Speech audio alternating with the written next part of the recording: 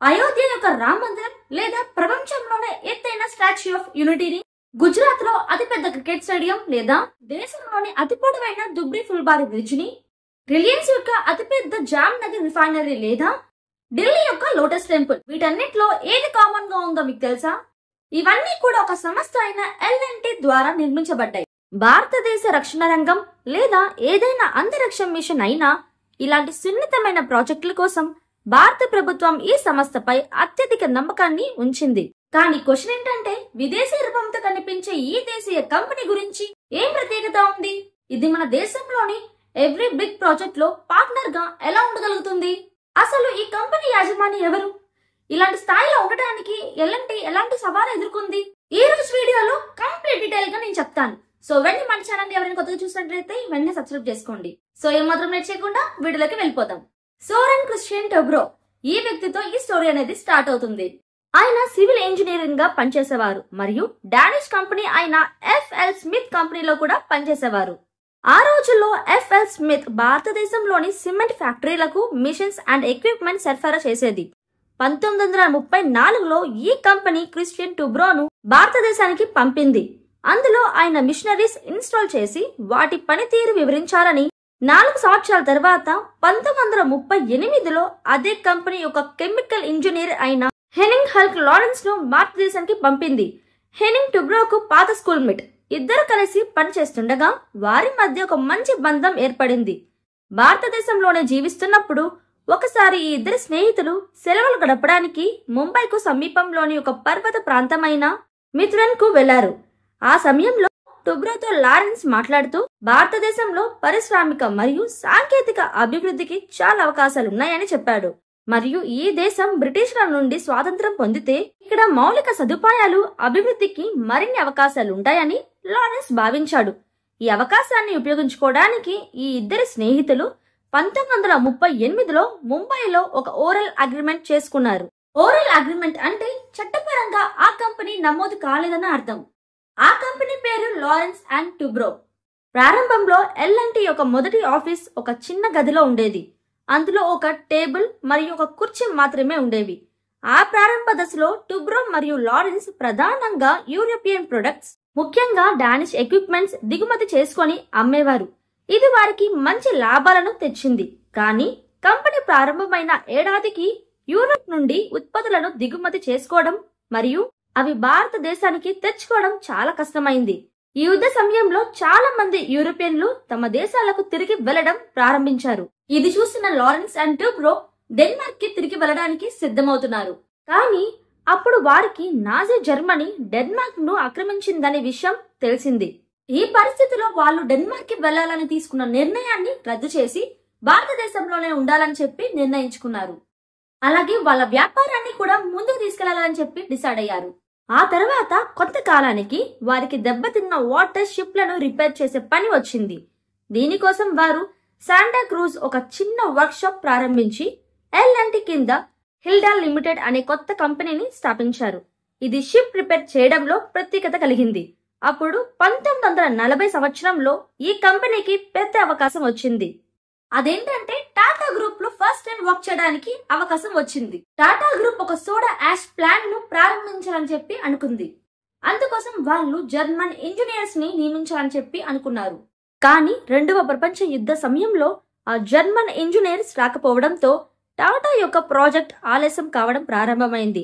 మరోవైపు యుద్ధ వాతావరణం ఎక్కువగా పెరుగుతుందని దీనివల్ల లారెన్స్ అండ్ టొబ్రోకి అప్పగించింది. ఇప్పటి వరకు L&Tకి దొరికిన అతి పెద్ద ప్రాజెక్ట్. అందుకే వాళ్ళు ఈ ప్రాజెక్ట్ లో ఎటువంటి తప్పు చేయాలని చెప్పి అనుకోలేదు. దీనికోసం వాళ్ళు ముందుగా జరిగే ప్రక్రియ గురించి ముందే డీటెయిల్ గా తెలుసుకున్నారు. ఆ తర్వాత ప్రాజెక్ట్ చాలా తక్కువ టైంలో పూర్తి చేసి టాటా నమ్మకాన్ని పొందారు. 2వ ప్రపంచ యుద్ధం ముగిసిన తరువాత భారతదేశంలో స్వాతంత్ర పోరాటం బలపడిందని గమనించి L&T ఒకవేళ ఇండియాకి స్వాతంత్రం వస్తే ఇక్కడ ఇన్ఫ్రాస్ట్రక్చర్ చాలా వేగంగా డెవలప్ అవుతుందని గుర్తించింది. అప్పటికి ఇక్కడ ఈ రంగంలో చాలా తక్కువ కంపెనీలు మాత్రమే ఉంటాయి. ఎట్టి పరిస్థితుల్లోనూ L&T ఈ ఫీల్డ్ లో అడుగు పెట్టాలని డిసైడ్ అయింది. 1946లో L&Tకి భారీ కన్స్ట్రక్షన్ మిషనరీ కొనుగోలు చేసేందుకు ఒక పెద్ద అవకాశం వచ్చింది. ఎందుకంటే 2వ ప్రపంచ యుద్ధం తరువాత చాలా క్యాటర్పిల్లర్ మిషనరీ తక్కువ ధరలకు అందుబాటులో ఉండిపోయాయి. కానీ ఎల్ఎన్టీకి ఈ మిషనరీని కొనుగోలు చేయడానికి ఆర్థిక సామర్థ్యం లేదు. ఈ ప్రాబ్లం ని సాల్వ్ చేయడానికి లార్సన్ అండ్ టూబ్రో షేర్లను అమ్మి ఫండ్స్ ని కలెక్ట్ చేయాలని చెప్పి అనుకుంది. కానీ ఇది సాధ్యం కాదు, ఎందుకంటే ఎల్ఎన్టీ కంపెనీ ఇంకా లీగల్ గా రిజిస్టర్ అవ్వలేదు. ఆ తర్వాత లార్సన్ అండ్ టూబ్రో వీళ్ళిద్దరు కూడా ప్రైవేట్ కంపెనీని లీగల్ గా రిజిస్టర్ చేయాలని చెప్పి డిసైడ్ అయ్యారు. అలా 1946 లో కంపెనీల షేర్లు అమ్మి ఫండ్స్ ని కలెక్ట్ చేశారు. ఈ విధంగా హెవీ మిషన్ కొనడానికి డబ్బులు లభించింది. ఎల్ఎన్టీతో పాటు 1946 లో కొత్త కంపెనీని స్టార్ట్ చేశారు. దాని పేరు engineering construction and contract limited, ECC. దీంతో ఎల్ఎన్టీ కంపెనీ కన్స్ట్రక్షన్ రంగంలోకి మొట్టమొదటిసారి అడుగుపెట్టింది. ఈ కంపెనీని స్టార్ట్ చేసిన కొన్ని డేస్ కి దీనికి పెద్ద పెద్ద ప్రాజెక్ట్స్ వచ్చాయి. Western railway, Bombay municipal corporation and ACC పెద్ద పెద్ద ప్రాజెక్టులు కంపెనీకి అప్పగించాయి. ఈ విజయం తర్వాత 1947 కల్లా ఇండియాలోని 3 బిగ్ సిటీస్ అయిన మద్రాస్, కోల్కతా అండ్ ఢిల్లీలో తన ఆఫీసులను స్టార్ట్ చేసింది. దీనికోసం ముంబైలోని పావై ప్రాంతంలో 55 ఎకర్స్ ల్యాండ్ ని కొనింది. కానీ ఈ ఏరియా అంతా కూడా అడవిలోనే ఉంది. ప్రజలందరూ కూడా ఎల్ఎన్టీ చాలా పెద్ద తప్పు చేసిందని అనుకున్నారు. కానీ కంపెనీ యాజమానులు మాత్రం నిరాశ పడకుండా ఒక ప్లాన్ ప్రకారం ఈ అడవి ప్రాంతాన్ని ఇండస్ట్రియల్ ఏరియాగా మార్చాలని అనుకున్నారు. ఇందులో work shop and research centres ని నిర్మించాలని చెప్పి అనుకున్నారు. ఆ తర్వాత ఈ ల్యాండ్ డెవలప్ చేయడానికి పనులు స్టార్ట్ చేశారు. ముందు వాళ్ళు ల్యాండ్ ని లెవెన్ చేశారు. ఆ తర్వాత సరైన డ్రైనేజ్ సిస్టమ్ ని నిర్మించారు. 2024 లో ఆ ప్రదేశాన్ని చూసి చాలా ఆశ్చర్యపోతున్నారు. ఈ రోజు అక్కడ ఎల్ఎన్టీ ఒక అతి పెద్ద ఇండస్ట్రియల్ ఇన్ఫ్రాస్ట్రక్చర్ ని నిర్మించింది. ఎల్ఎన్టీకి అక్కడ ఎన్నో ఆఫీసులతో పాటు ఇంజనీరింగ్ అండ్ కన్స్ట్రక్షన్ ప్రాజెక్టుల ఆఫీసులు, R&D సెంటర్స్ ఉన్నాయి. కానీ భూమిని కొనటానికి కంపెనీ ఎక్కువ డబ్బులు ఖర్చు చేసింది. అక్కడి నుంచి ముందుకు వెళ్లాలంటే ఎక్కువ డబ్బు అవసరమైంది. దీంతో లార్సన్ అండ్ టూబ్రో దగ్గర డబ్బులు లేవు. కేవలం దాని షేర్లు అమ్మి కలెక్ట్ చేసిన డబ్బులు సరిపోవని వాళ్ళకి అర్థం కావడానికి ఎక్కువ టైం పట్టలేదు. 1950 డిసెంబర్ లో ఎల్ఎన్టీని పబ్లిక్ కంపెనీగా తీర్చిదిద్దారు. వాళ్ళకి షేర్లు బదులుగా లక్షల రూపాయలు వచ్చాయి. ఈ రోజు ఆ షేర్ల విలువ కోట్ల రూపాయల వరకు చేరింది. ఇప్పటి వరకు ఎల్ఎన్టీ చిన్న చిన్న ప్రాజెక్టుల మీదే వర్క్ చేసింది. కానీ అప్పుడే ఒక పెద్ద ప్రాజెక్ట్ రావడం జరిగింది. 1956 లో శ్రీలంకకి ఒక బ్రిడ్జ్ నిర్మించాలని చెప్పి ఎల్ఎన్టీకి ఆ ప్రాజెక్ట్ ఇచ్చారు. యాక్చువల్ గా ఈ బ్రిడ్జ్ ఒక సినిమా కోసం నిర్మించాలి. దాని పేరు the bridge on the river కెవై. ఈ బ్రిడ్జ్ నిర్మించడానికి 8 మంత్స్ టైం పట్టిద్ది. కానీ సినిమాలో 30 సెకండ్స్ లోనే ధ్వంసం చేయాలి. ఇక్కడ వచ్చిన పెద్ద సమస్య ఏంటంటే దాని బడ్జెట్ మొదట్లో 8 లక్షలు, కానీ బ్రిడ్జ్ నిర్మించడానికి 16 లక్షలు ఖర్చయింది. దీనికైనా ఎక్కువ ఖర్చుని కంపెనీ మూవీ ప్రొడ్యూసర్ స్పాన్ స్పీగల్ ని అడిగినప్పుడు అతను డబ్బులు ఇవ్వడానికి నిరాకరించారు. ఈ సెటిల్మెంట్ కోసం టూబ్రో తాను శ్రీలంక వెళ్లి ప్రొడ్యూసర్ ని డబ్బులు ఇవ్వమని కోరాడు. కానీ అతను డబ్బులు ఇవ్వకుండా టూబ్రోని తిట్టాడు. దాంతో పాటు ₹1 కూడా ఎక్కువ ఇచ్చేది లేదని చెప్పాడు. దీంతో స్పాన్ స్పీగల్ కి టూబ్రో కోర్టు నోటీస్ ఇచ్చి, సార్, మీకు సినిమా క్లైమాక్స్ లో బ్రిడ్జ్ ని విరక్కొట్టే అనుమతి లేదని చెప్పాడు. ఈ వివాదం జరుగుతున్నప్పుడు ఈ సినిమా యాక్టర్లు సినిమాని వీలైనంత త్వరగా కంప్లీట్ చేయాలని అనుకున్నారు. కానీ ప్రొడ్యూసర్ సినిమాని కంప్లీట్ చేయాలని ఉన్నా చేయలేకపోయాడు. అలాంటి సిచ్యువేషన్ లో స్పాన్ స్పీగల్ బలవంతంగా టూబ్రోకి అంగీకరించాడు. ఆ తర్వాత బ్రిడ్జ్ నిర్మించడానికి 15 లక్షల రూపాయలు ఇచ్చేశాడు. దీంతో మూవీ క్లైమాక్స్ పూర్తయింది. ఆ తర్వాత ఈ సినిమా ఎంత పెద్ద హిట్ అయిందంటే దీనికి ఆస్కార్ అవార్డు కూడా వచ్చింది. సినిమాతో పాటు బ్రిడ్జ్ కూడా చాలా ఫేమస్ అయింది. 1956 లో ఈ ప్రాజెక్ట్ పూర్తయిన తరువాత ఈ కంపెనీ ముంబైలోని బిలాడ్ ఎస్టేట్ ఏరియాలో ఐసిఐ హౌస్ కొనుక్కుంది. ఆ తర్వాత దాని పేరుని ఎల్ఎన్టీ హౌస్ గా మార్చింది.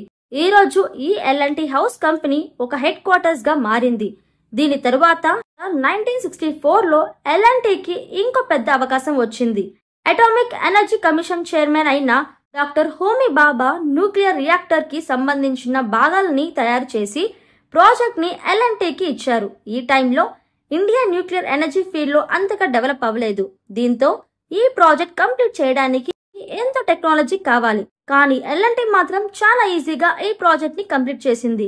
దీంతో ఎల్ఎన్టీ సామర్థ్యం ఏంటో ఈ ప్రపంచానికి తెలిసింది. దీన్ని గమనించిన ఇస్రో ఫౌండర్ డాక్టర్ విక్రమ్ సారాభాయ్ 1970 ఎల్ఎన్టీ తను చేసే స్పేస్ ఎక్స్ప్లోరేషన్ ప్రాజెక్ట్ లో పార్ట్నర్ గా చేసుకున్నాడు.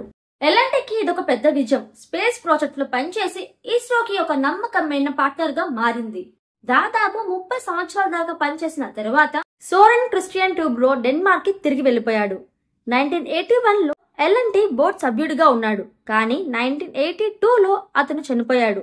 మరోవైపు 1978లో కంపెనీ ఒక రెండవ ఓనర్ హెనింగ్ హాల్ క్లార్క్సన్ 30 సంవత్సరాలు పనిచేసిన తర్వాత చైర్మన్ పదవి నుంచి రాజీనామా చేశారు. ఆ తర్వాత అతను భారతదేశంలోనే నివసించడం ప్రారంభించాడు. మన దేశంకి ఎంతగా అటాచ్ అయ్యాడు అంటే అతను మన దేశాన్ని రెండో ఇల్లుగా భావించాడు. మన దేశ పౌరసత్వాన్ని కూడా పొందాడు. అతని చివరి రోజుల్లో ముంబైలోనే నివసించారు. అతను రాజీనామా చేసిన తర్వాత ఎన్ఎం దేశాయికి చైర్మన్ పదవి లభించింది. ఇతని నాయకత్వంలో కూడా ఎల్ఎన్టీ ఎన్నో ప్రాజెక్ట్ ని కంప్లీట్ చేసింది.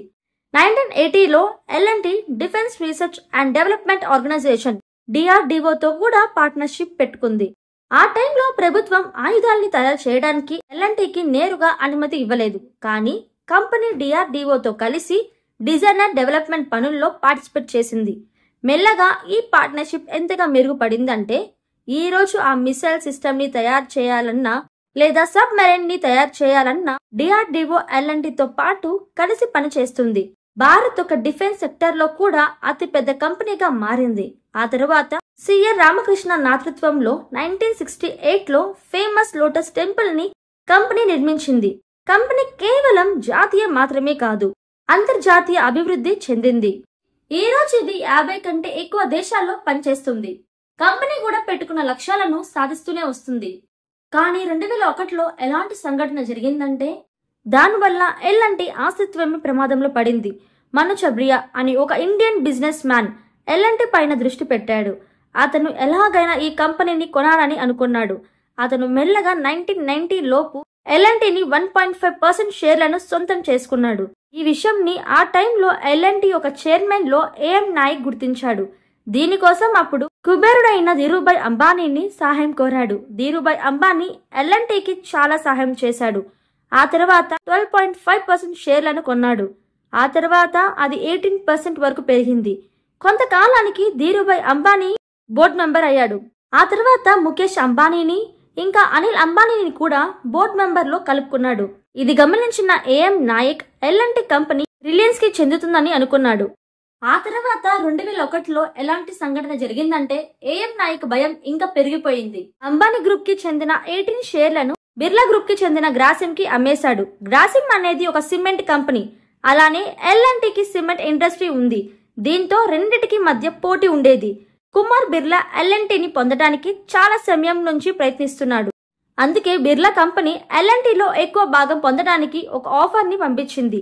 షేర్ హోల్డర్లు అందరూ మీకు ఇష్టం వచ్చిన షేర్లను అమ్మొచ్చని చెప్పింది. కానీ ఏఎం నాయక్ మాత్రం ఓటమిని అంగీకరించలేదు. అతను కంపెనీని కాపాడటం కోసం ఒక కొత్త ప్లాన్ ని తీసుకుని వచ్చాడు. ఎల్ఎన్టీ ఎంప్లాయీ ట్రస్ట్ ఈ పథకంలో భాగంగా ఎంప్లాయీస్ కి కంపెనీలో షేర్లు కొనడానికి అవకాశం కల్పించారు. ఎంత బాగా పనిచేస్తే కంపెనీ షేర్ వాల్యూ అంత బాగా పెరుగుతుందని చెప్పాడు. ఆ తర్వాత నాయక్ ఈ పూర్తి విషయాన్ని ఎస్యుబిఐ దగ్గరికి తీసుకుని వెళ్లారు. అది కూడా మార్కెట్ ని మంచిగా ఉండటం కోసం మార్కెట్ మ్యానిపులేషన్ ని చూసి బిర్లా గ్రూప్ ఎల్ఎన్టీలో షేర్లను కొనకుండా నిషేధించింది. ఈ విధంగా ఎంప్లాయీస్ ఇంకా ఏఎం నాయక్ పూర్తిగా కంపెనీని కాపాడటానికి చాలా కష్టపడ్డారు. 2003లో బిర్లా ఒక షరతు ద్వారా ఎల్ఎన్టీకి సంబంధించిన షేర్లను తిరిగి ఇచ్చేసింది. ఆ షరతు ప్రకారం బిర్లా గ్రూప్ షేర్లకు బదులుగా ఎల్ఎన్టీ ఒక సిమెంట్ ఫ్యాక్టరీని కొనింది. ఆ తర్వాత కంపెనీ నుంచి బయటికి వెళ్లిపోతానని చెప్పింది. దీంతో ఎల్ఎన్టీ తన సిమెంట్ డివిజన్ ని బిర్లాకి అమ్మేసింది. అది ఈ రోజు అల్ట్రాటెక్ సిమెంట్ గా మారింది. ఈ సమస్యను దాటుకొని కంపెనీ మళ్లీ ఎదిగింది. కంపెనీ ఒకవైపు డబ్బులు సంపాదిస్తూనే ఒకవైపు సంక్షేమం పైన కూడా దృష్టి పెట్టింది. 2001లో గుజరాత్ లో ఒక అతిపెద్ద భూకంపం రావడం జరిగింది. దాంతో అతిపెద్ద బిల్డింగ్స్ తో పాటు స్కూళ్లు కూడా ధ్వంసం అయిపోయినాయి. ఇది పిల్లల చదువుపై ప్రభావం చూపింది. అప్పుడు ఎల్ఎన్టీ సుమారు 10,000 ప్రైమరీ స్కూళ్లను కట్టింది. ప్రతి స్కూల్ కేవలం 80 రోజుల్లోనే నిర్మించింది. పిల్లల చదువు పాడైపోకూడదన్న ఉద్దేశంతో కంపెనీ ఈ నిర్ణయం తీసుకుంది. ఈ విధంగా కంపెనీ భారత్ యొక్క సంక్షేమంకి కూడా తోడ్పడింది. దీంతో పాటు కొత్త కొత్త కంపెనీలు స్టార్ట్ చేసి వేర్వేరు రంగంలో అడుగుపెట్టింది. 1999లో దీని ఆదాయం 5,000 కోట్లు. అది 2017లో 1,25,000 కోట్ల రూపాయలకి పెరిగింది. కంపెనీ యొక్క మార్కెట్ వాల్యూ 5.22 ట్రిలియన్ రూపాయలకి పెరిగింది. ఇదంతా కూడా లార్సన్ అండ్ టూబ్రో విజన్ యొక్క హార్డ్ వర్క్ వల్లే సాధ్యమైంది. ఇవాళ వారు భారతదేశానికి ఒక కంపెనీని ఇచ్చారు. అది దీర్ఘకాలంగా దేశ అభివృద్ధికి అంకితమై ఉన్న సంస్థ. ఇంతవరకు వీడియో చూసినందుకు నిజంగా థ్యాంక్ యూ సో మచ్. ఇలాంటి మరిన్ని వీడియోస్ కోసం మన ఛానల్ వెంటనే ఫాలో అయిపోండి. అలాగే సబ్స్క్రైబ్ చేసుకుంటూనే పక్కన బెల్ ఐకాన్ ప్రెస్ చేసి ఆల్ నోటిఫికేషన్స్ ని ఆన్ చేసుకోండి. అండ్ లైక్ చేయడం మాత్రం మర్చిపోవద్దు. See next video guys. Take care. Bye by.